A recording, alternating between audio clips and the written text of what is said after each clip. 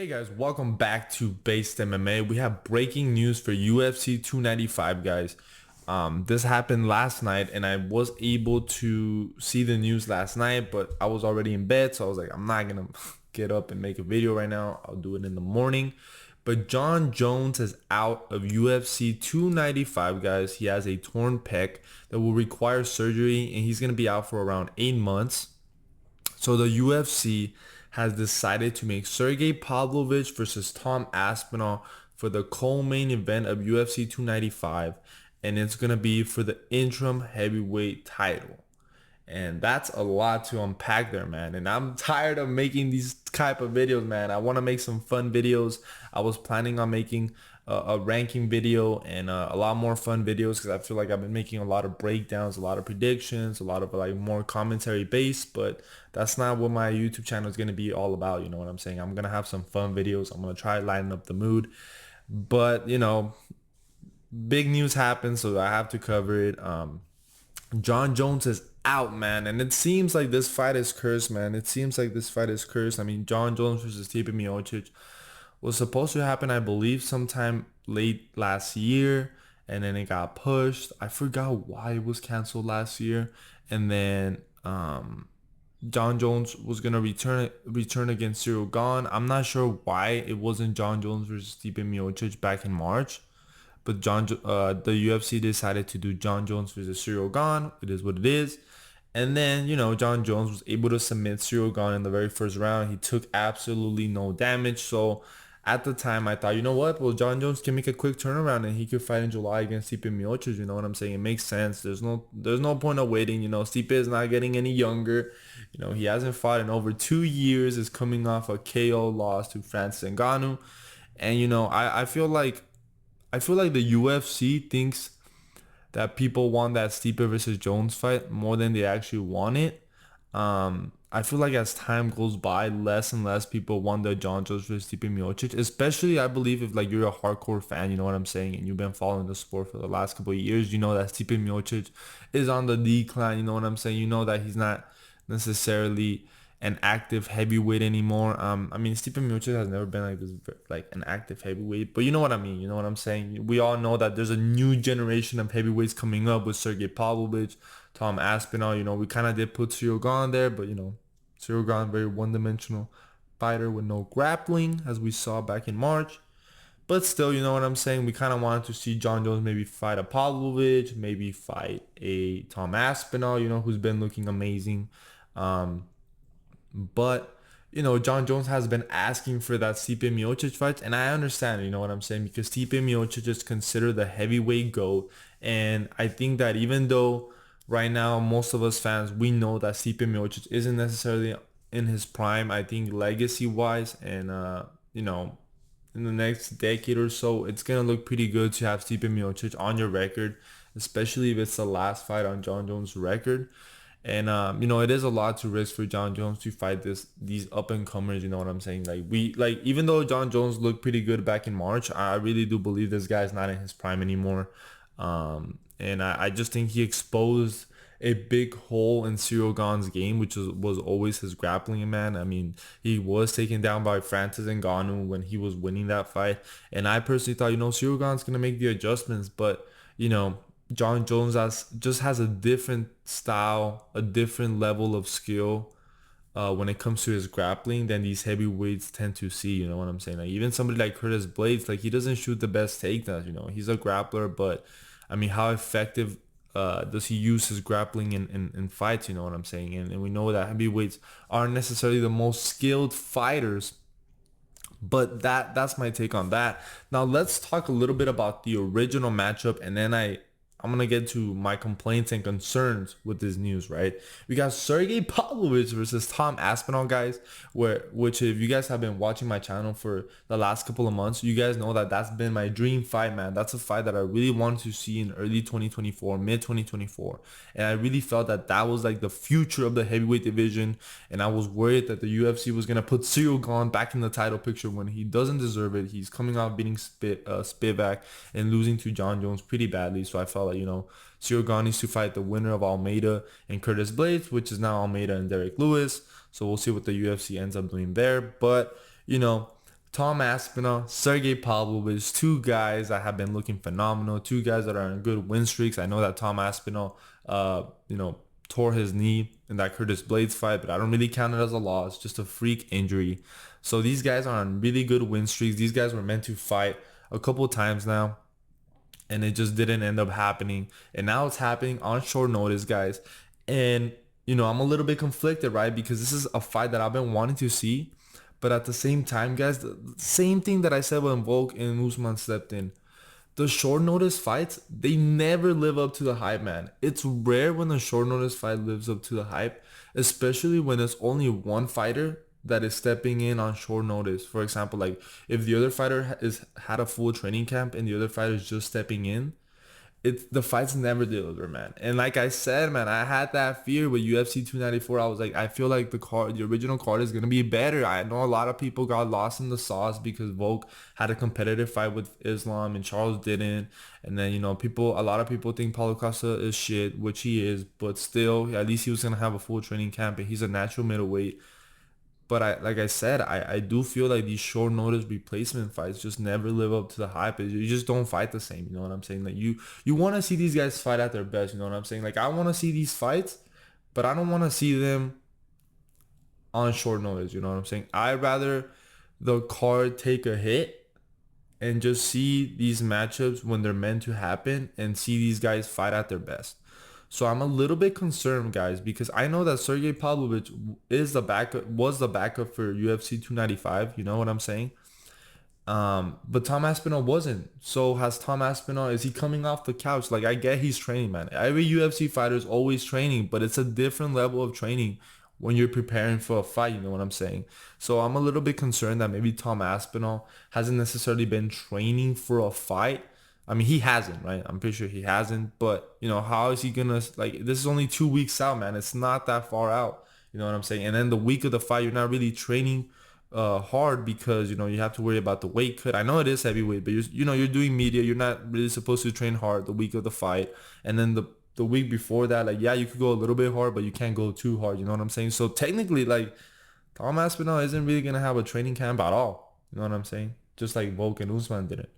But it is the heavyweight division, you know what I'm saying? So it's not a skill. But, so that does kind of give an advantage to Sergei Pavlovich coming into this fight. And my thing, the first thing I thought when I saw this news, guys, was like, why the hell is Stipe not fighting Pavlovich? You know what I'm saying? Because I get Jon Jones got injured and he's going to be out for 8 months. But Stipe Miocic, as far as we know, he's fine. So he should have fought the winner of Pavlovich and then just wait for Jon Jones to come back. I mean, Jon Jones isn't going to come back until maybe 8 months, 9 months. So that's going to be what, like mid next year? So that's still a lot of time if he fights, like, let's say a Pavlovich. But so then that just tells me that Stipe Miocic, he's not really like, he doesn't really care about the title or anything like that. He just wants to fight Jon Jones. It's a big money fight. I get it. But I don't like that it's for the interim. All right? Base is going to complain now. I'm going to complain now because why the hell are you going to make it for the interim? Because now, if you're going to make it for the interim, if you're going to make Pavlovich and Aspinall for the interim belt, then the winner of this fight has to fight Jon Jones when he returns and get rid of Stipe. You know what I'm saying? Because what are you going to do? Tom Aspinall versus Sergei Pavlovich is going to be for the interim belt. There's going to be a winner. And then Jon Jones and Stipe Miocic is going to be for the undisputed. Let's say Jon Jones wins, which is most probable at this point. He's going to retire. If Stipe wins, I'm sure he'll retire as well. So then there's going to be a vacant belt, but there's an interim champion? That's fucking stupid. That's stupid, man. So I hope that they don't come. I hope that when Jon Jones come back, he fights the winner of this fight. But knowing him, he's not going to.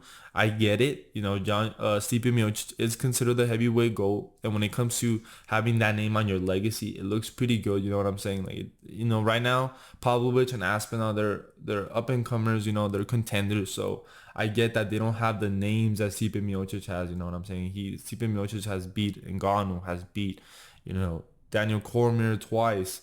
You know what I'm saying? He has a lot of good names on his resume and stuff like that. Not the names that, Aspinall and Pavlovich have right now. They're the future of the heavyweight division.